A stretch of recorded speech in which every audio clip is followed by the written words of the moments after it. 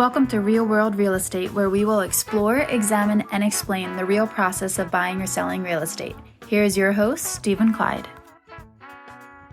Good morning, Stephen Clyde here, your host of Real World Real Estate.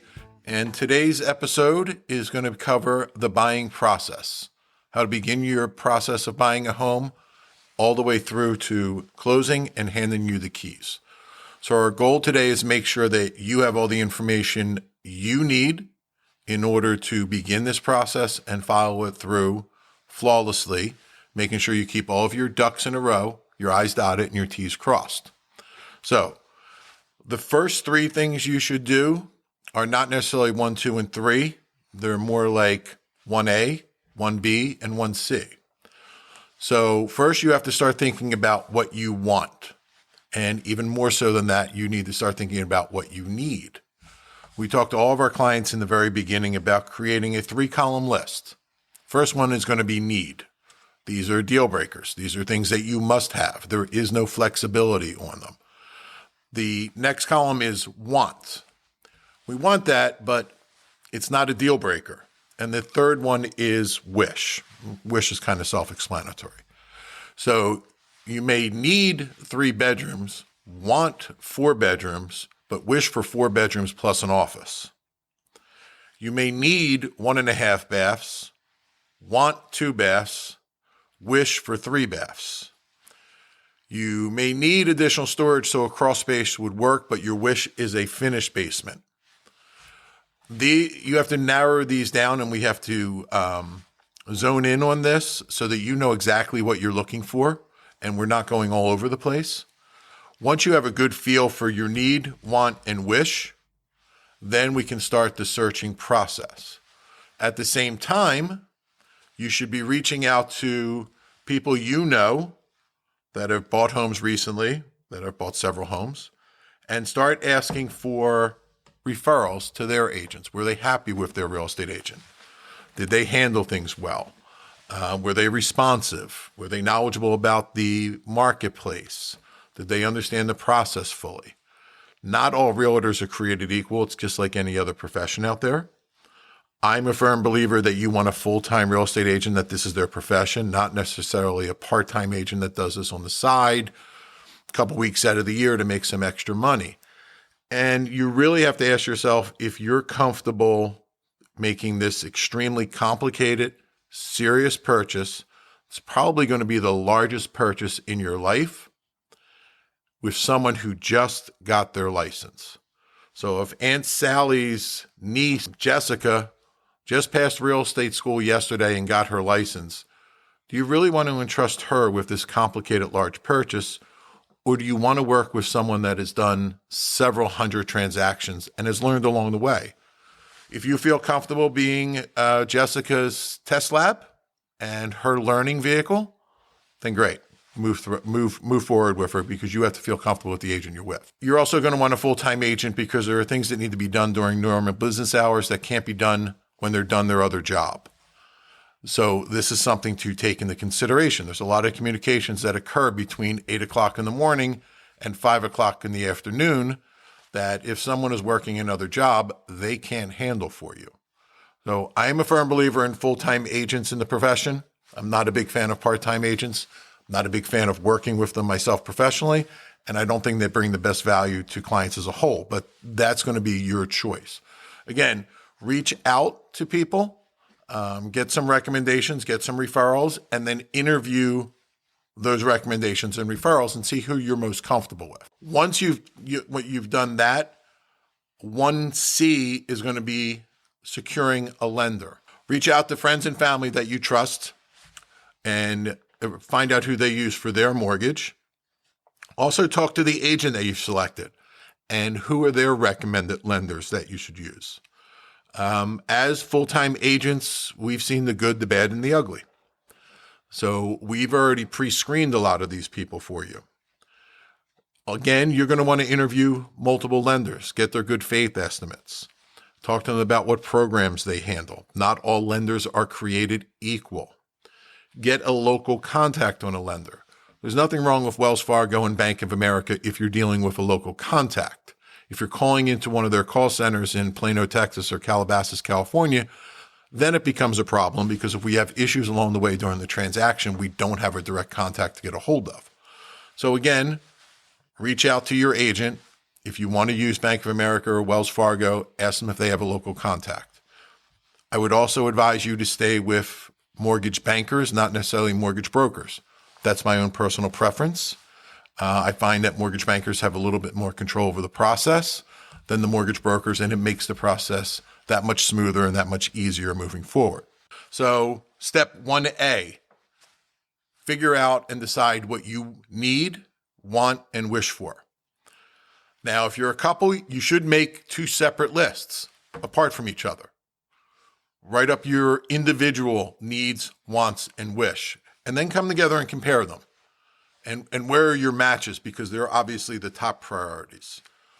You know, if I want a 4-car garage for my toys, but my wife has no interest in that whatsoever, that's going to go on the bottom of the wish list, right? If I get it, great. If I don't get it, I'm not buying a house because I don't have it, right? You also, during that process, want to consider what is most important to you. Is it your commute time back and forth to work? Is it walkability for the town and the neighborhood? Is it schools for your children? Is it a yard? Do you need a large yard for dogs or pets or for kids to play or for whatever your other needs and wants are? Is neighborhood important to you? Or is lack of neighborhood important to you? So do you want a neighborhood with lots of neighbors and everybody's close? And do you want to be more remote? Do you want a rural setting, or do you want to be close to the city center or the town center? Do you want quiet or do you want activity? Right? All of these things come into play. The end of last year, I had to help my daughter find a home, and we had multiple factors that we had to implement into her search as far as location's concerned on her need list. We had to be less than an hour commute to Manhattan. We had to have a walkable neighborhood so that she could walk to the train station.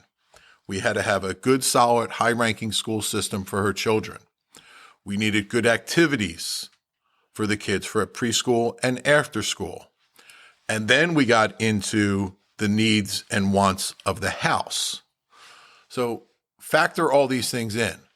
Again, do them separately if you're a couple, then come together and talk through them and start narrowing down and refining your list. And you're going to look at your needs are going to be completely different than anyone else's. So I can't give you a boilerplate for this. Some people want, or some people, let me clarify that, need a 3-bedroom home, but they also need a home office. And because they have family that lives far away and comes to visit, they need a 4th bedroom. Another family may need the 3-bedroom home, but they don't need that guest room. They just need the home office, but they want a playroom.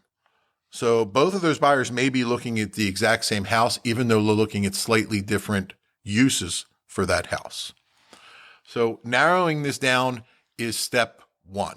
Once we have all of that lined up, now we start what I call the elimination process, because I believe after almost 20 years of doing this full time and close to 1,000 families happily finding or selling their home, that this process is a process of elimination, not a process of selection. So we're going to take that list that you put together of need, want, and wish, and now we're going to start eliminating neighborhoods, areas, and homes that aren't going to meet that criteria. So we're going to start narrowing down our search parameters. So if it's a half-hour commute on the train to Center City, Philadelphia, but we want good schools, then we know these 3 towns are the towns we can look in. But we also want a large yard, and we don't want to be near neighbors. We want to be more remote. Well, that may take those 3 towns down to this one section of this one town. We've eliminated everything else. We know exactly where we need to look. Once we start that exclusion process or the elimination process, then the best first step, the active first physical step, is for you working with your agent and putting together a list of 5 to 7 homes to go out and look at. And this should be a diverse sampling of what you're looking for and should exceed your price point a little bit and go under it a little bit. And this endeavor is meant as education, not as a purchase, right? Because we want you to go out, see the home, be in the home, and realize that 300,000 in Berlin Borough buys me X, but 300,000 in Voorhees buys me considerably less. But if I go 2 towns over in the Marlton, it buys me this. What does that budget buy me inside my need, want, and wish list? How much of the 3 can I get at that price point depending on the town? We also want to take into consideration property taxes because that is part of our payment. And we start that educational process. You need to also learn that 2,000 square feet is not equal in every single home. Depends on how the space was used. If you have 2,000 square feet, but 500 of it was a gorgeous master suite, but now your living space for your other bedrooms and your living room and your dining room and your kitchen is only 1,500 square feet, it's not quite practical. Whereas you may have another home where they have normal sized bedrooms and you have over 1,000 square feet to use just for your kitchen and your family room, and it's a more usable space and it's got a better flow to it. Also, the same thing goes with yards. Not all quarter acres or fifth of an acre or half acres or acres for that matter are equal. You know, some are wooded and you can't clear them. Some have slopes to them or hills, or there's large unusable areas because of wetlands. All of these things we have to take into consideration as we go through. So once we start going through homes, I advise all of my clients to, 1, bring a notepad and a pen. 2, take pictures and videos with your phone of the things that stand out to you. They may be completely different than the marketing photos the agent and the seller put online that we're referencing back to. Because what's going to happen when you go out to look at homes and you want to look at a lot of them back to back so you can get that education is you remember the first one and you remember the last one. But all the homes in between become the same house. So we need to take good notes, take photographs, take videos so we can refresh our memory. Another thing that I advise clients to do is you know the space you live in now and how it fits your needs. Be it an apartment, mom and dad's home, your first condo, your first starter home, whatever it may be. You know that space works for you in the bedroom area, or the kitchen's too small, or you need a bigger office or a bigger family room, or they're all the perfect size, whatever it may be. Measure those spaces as your baselines, right? Because if you feel the bedrooms in your current situation are too small, as we're going through our search, we know to look for room dimensions that are greater than that. If you feel it's too small and too tight now, there's no point in adding a home that has a room that's the same size or smaller to our search criteria. And it's, for a lot of people, it's hard to visualize a 10 by 12 measurement versus what they're living in right now, where they can actually see, feel, and touch it and put a tape measure to it. And again, not all room sizes are equal because it depends. Is that room an extreme rectangle where it's going to make furniture placement difficult? Is it a square? Is it a triangle? How is the furniture placement going to work in that space? So we take all of that into consideration. Now, once you've become educated and you have a good feel for the value of the homes, what you get for your money, the space that you're going to need in each home, then we can start narrowing down that search and targeting the area that we specifically want after we eliminated everything else, the style of home we want, the size requirements of the yard and the rooms. And now we've got a laser-focused search where we're looking for exactly what we want. We're eliminating everything else out of that. All right. Once we get there and we find the house, I believe this to be true, and I have yet to be proven wrong on this, that as a buyer, you know this is your home within 30 seconds of me opening that front door. Usually it's less than that. Once you step into the foyer, there's a feeling you get that this is home. If you have to start talking yourself into the house, if you have to start talking each other into it or talking me into it, or, it's not it, right? You're going to know it immediately. There's not going to be any question. You're going to know this is home, this is it, this is the one I want. That is yet to be proven wrong or become an issue. And it's something to keep in mind. Don't get frustrated. I've had buyers that this entire process takes a couple hours. And I've had buyers that this entire process has taken 2 years. And everywhere in between, right? The average is a month or two. But, this is a very large purchase. No matter where you're at on the pricing scale in the marketplace. If you're buying an $80,000 condominium because you just graduated college and you're moving out of mom and dad's and you want to take advantage of the interest rates, or if you're buying your second home and your beach house or your ski house or whatever it may be, and you're spending $800,000, either way, this is an extremely large purchase, and you want to make sure that you love it. Because if you don't like the house, ultimately, if you're not comfortable in there, if it doesn't fit your needs, it doesn't matter what you paid for it. You're going to regret it and hate it every day after that. So once we've selected the house in the neighborhood, now it's time to put an offer together. And when we're structuring an offer, this is where we separate the pros from the amateurs. Your offer should not be based off the seller's asking price. Your offer should be based off of the market. What do the comps look like in the neighborhood? What is the average price per square foot? What's a finished basement and a pool worth in Carriage Stop? What's the value of a 5th bedroom or a 2-car garage?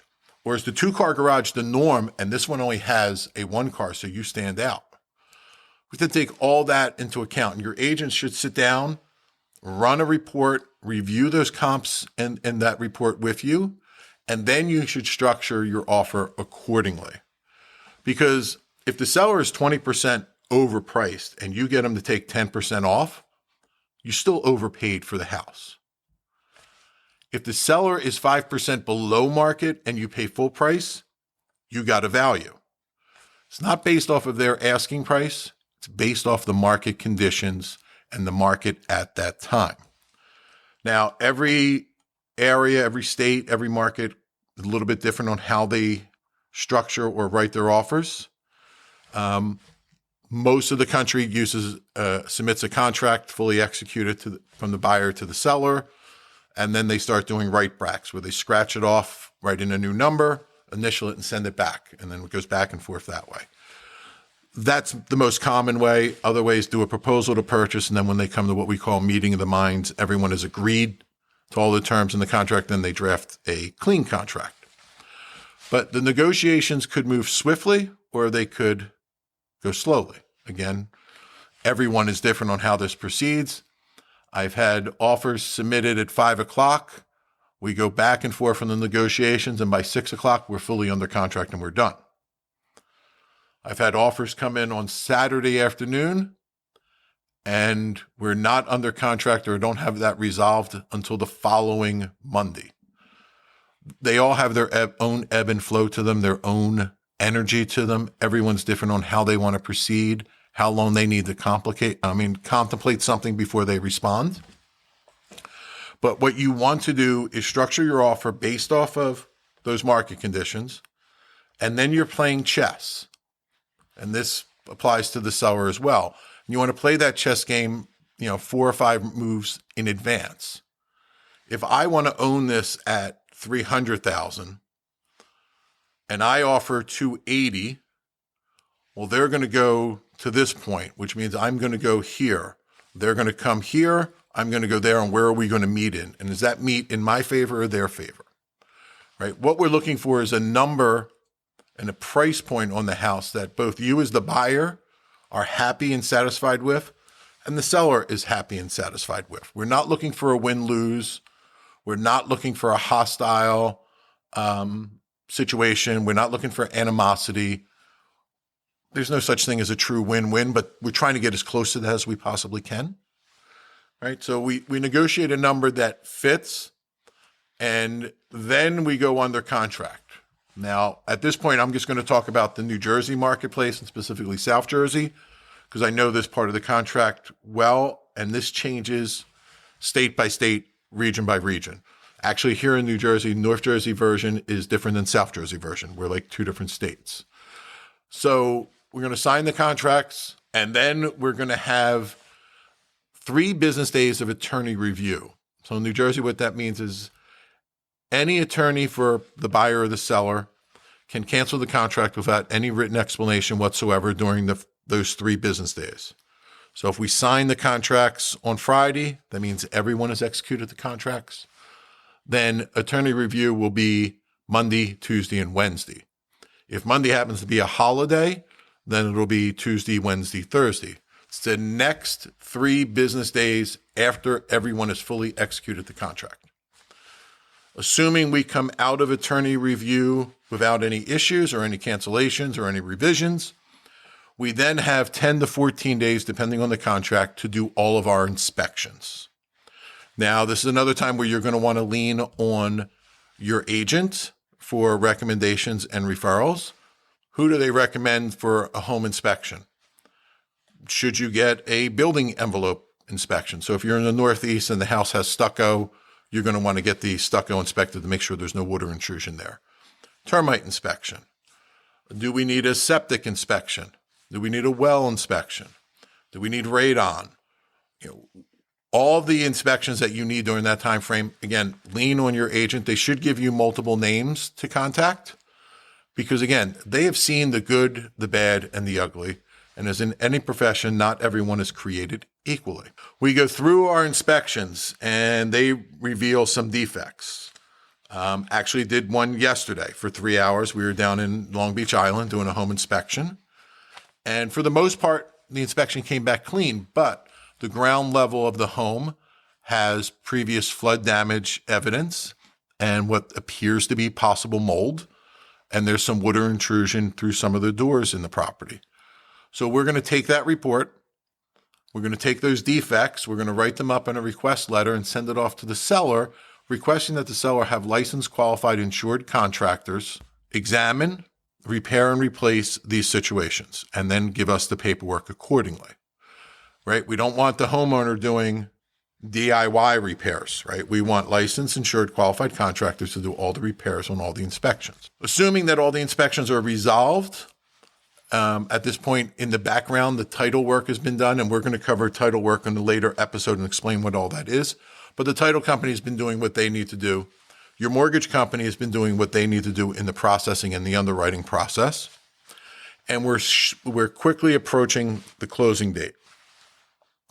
You're going to want to coordinate with movers. Again, ask friends, families, your agent for recommendations, because this is one place where you can really get ripped off by hiring the wrong movers. You're going to have more communications with your mortgage company. They're going to be asking for updated pay stubs and updated bank statements. We may be asking for copies of your passport to verify that, there's someone with a similar name that's not a very good person, and there's lots of judgments and liens against them. We want to confirm that that's not you. We complete all of that, and then we begin scheduling settlement or closing, depending on what part of the country you're in. At which point, we need about an hour. 45 minutes is the norm, but we shoot for an hour. It's a little bit different now during COVID-19 than it would be normally. And we start putting together you contacting the utility companies. Your movers are scheduled. We're putting together the check that you have to bring the settlement to finalize, scheduling to sign the mortgage documents. Now, again, this depends on what state you're in, but in New Jersey, we sit down at the settlement table. Everyone signs all the documents, and we hand you the keys immediately right there. It's your home. If you're in California listening to this podcast, that's going to be a little bit different. You're an escrow state, so you do it differently than we do it. You're going to sign all of your mortgage documents, and then the seller is going to sign all of their documents, or vice versa. And then once that new deed is recorded at the county clerk's office by your closing clerk, then the realtor is going to release the keys to you. So if you close on Tuesday, then hopefully you're getting your keys on Friday. In New Jersey and Pennsylvania, I believe New York, but I'm not 100% sure, definitely Delaware and Maryland, when we finish the closing at 10:30 on Friday morning, we hand you the keys. That is your house at that moment. There isn't that waiting those 3 days. So it's a little bit different everywhere you're at. The process can be daunting. It can be frustrating. It is definitely stressful. This is one of the most stressful things you can do in your life. But you have to have faith in the professionals you're with. You have to have faith in the selections you made of those professionals and trust in their guidance. For the most part, if you hired a full-time agent, anything that's going to come up during your transaction, they've seen numerous times. So it's a non-issue. I will go back to our home inspection we had yesterday. Both buyers are very professional, very educated, very smart and successful people. But this is their first time doing this. So when the inspector was rattling off the issues, the defects, they were going into panic mode. We're never going to we can't buy this house now. Even if we could, we're not going to get in until August. We'll never be in for July 4th. But what they didn't realize is this is a normal issue. We come across this all the time. We have mechanisms and contractors in place to deal with it. And this is not outside the norm. It's outside the norm to them because this is only the third time in their life they've purchased a home. It's not outside the norm to the inspector, myself, my contractors, or anyone else involved in the transaction because this is the 10th time this month we've done this. So we have everything in place to handle every situation that comes up. On occasion, things come up that have never occurred before. It actually happened 2 months ago or a month ago. And we rely on our expertise and our experience to deal with those situations and those around us, right? So, close to 1,000 transactions, almost 20 years of experience. My wife has close to 40 plus years experience. And we had a situation come up last month that neither of us had ever had to deal with before. And the 8 professionals involved in the transactions, none of us had ever dealt with it before. But we put our collective professional minds together. We came up with solutions, backup plans, and we kept everything moving forward. So don't panic. Don't get overly excited. The best advice I give all of my clients is, and every agent's going to be different on this, I let them know that I'm up and ready to rock and roll at 8 o'clock in the morning and I don't go to sleep until 11. Feel free to call me anytime during that window. Because what is festering in your mind, what is causing you anxiety, what is scaring you, may be something very common that we're used to. So a 5-minute phone call at 10:30 at night is so much better than a sleepless night worrying about and panicking about things and creating scenarios in our minds that aren't realistic. So always be in contact with your agent. Text messages and direct messages and Facebook Messenger and email, they're all great, but a lot of times this is so complicated that a phone call is the best way to resolve it. But, you're going to have to work that out with you and your agent. But again, don't let things fester. Don't over panic on things. Don't play things out in your mind that haven't even occurred yet. We're all guilty of that. I am myself, thinking 2 or 3 steps ahead, saying, oh, they found mold. The sellers are never going to fix that. We're never going to get this house. Our summer's over. We didn't get our dream house. And this was all for naught. We wasted 2 months. Well, no, the mold isn't that bad. The sellers should deal with it because it's not going away. And we can resolve it and we have mechanisms in place to deal with it. So let the professionals take the lead on a lot of things, but stay in constant communication all the time, right? Don't let anything happen in the background. If something changed in your need, your want, your wish list, make sure you communicate that to your agent right away so they can make adjustments in the searches. The more feedback you give your agent during the search process, the better they're going to be able to do their job. If we're trying to guess what you like or dislike, it makes our job almost impossible. Every now and then we'll get it right. Just like the old adage, a blind dog finds a bone and a broken clock is right twice a day. So if you hide all the information from us, we might get it right. There's a possibility. It's highly unlikely, and it's going to take considerably longer than if you give us all the information. Also, remember that your agent works for you, not the seller, not the other side. So again, divulge the information to us. We have a fiduciary responsibility to protect your interest at all times, and a professional will do that. Some of the other things that come up as we go through this is some people believe they're better off dealing directly with the listing agent and the listing agent only, which, that's considered a dual agent scenario. It's allowed in some states, not allowed in other states. In New Jersey, it is allowed to be a disclosed dual agent, which means we represent the buyer and the seller simultaneously. That takes a lot of skill, a lot of experience, and a lot of professionalism because we're serving two masters simultaneously. And it's not the easiest endeavor.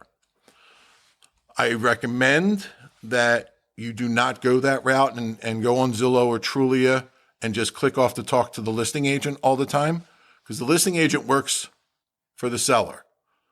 Now, they will represent you as well, but I always feel you're better off having an independent professional representing you. Yes, your buyer's agent is still going to be paid by the seller, but the buyer's agent works for you. The responsibility legally is to you.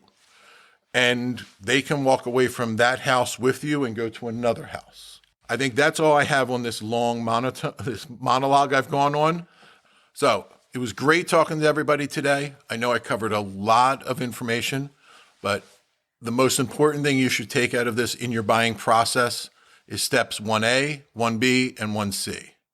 1A, work out that need, want, and wish list. Figure out areas and what's most important to you and your spouse or your partner. Reach out to the people you know and trust for their recommendations to a real estate professional.